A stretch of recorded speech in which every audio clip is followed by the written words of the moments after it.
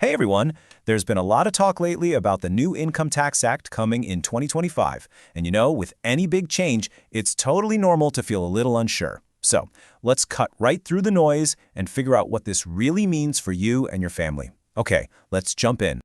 Yeah, this is the big one, isn't it? This is the question that's on everyone's mind.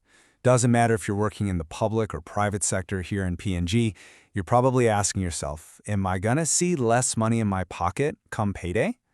It's a completely fair question, and we are going to get to the bottom of it right now. So, to get the real story, the only story that matters, we're going straight to the source. This is the official media release from the Internal Revenue Commission, the IRC.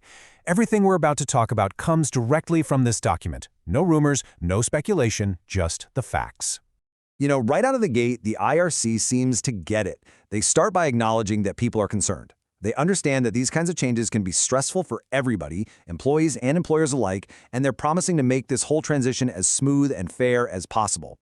And look, this isn't just empty talk. They've laid out some specific promises. They're talking about a practical approach, making sure everyone's on the same page with good communication, and really focusing on fairness. It's all about making sure this change doesn't put a huge burden on anyone and just builds a bit of confidence in the whole process. Okay, let's just rip the Band-Aid off and get to the question that's probably keeping you up at night. Will this new act actually mean less take-home pay for you at the end of the fortnight? We've all seen it, right? The chatter on social media, the rumors flying around the office. Let's just push all of that to the side for a minute and look at the official word, straight from the IRC. Before we get the big answer, the IRC wants to set the stage a bit. They're basically saying, hey, hold on, the whole point of this is to bring our tax system up to date, to make it better. It's not about making life harder for everybody. So, what you're about to see next, this is it. This is probably the single most important line in the entire announcement. And there it is, black and white. The government has not increased personal income tax rates in a way that's going to shrink the average person's paycheck. That's the key takeaway, the main message the IRC wants everyone to hear loud and clear. Okay, that leads to a pretty logical question, right? If our pay isn't getting cut for the most part, then what's all the fuss about? What's actually changing? Well, modernizing the system does mean a few specific tweaks, and the IRC give us a very clear example. So let's zoom in on one of the specific changes the IRC highlighted. It has to do with the salary and wages tax, or SWT, and how it's applied to motor vehicle benefits. Now, right away, let me just say, this is a perfect example of a targeted change. For most of us, this won't apply at all. This is only for that small group of employees who get a company car as part of their deal. So, for the folks this does affect, how does it work? Well, the old way was kind of complicated based on these things called lease rates. The new way? Much, much simpler. It's just a straightforward formula based on how much the car is worth. Easy. Let's put some real numbers on this, using the IRC's own example. Say you have a company car that's worth 50,000 kina. Under the new rule, the taxable benefit works out to K192.31 every fortnight.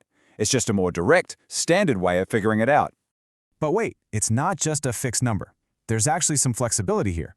The new rules say you can bring that taxable amount down. So if you chip in for maintenance, or if you use the car for work a lot, or if you couldn't use it personally for the whole fortnight, that K192 number can get smaller. All right, so we know the what and the what not. Now let's talk about the when. This is super important because the IRC has laid out a clear schedule so nobody gets caught by surprise. They've laid out a pretty clear roadmap here. First, before anything happens on January 1st, 2026, they're going to release a whole bunch of detailed info to explain everything.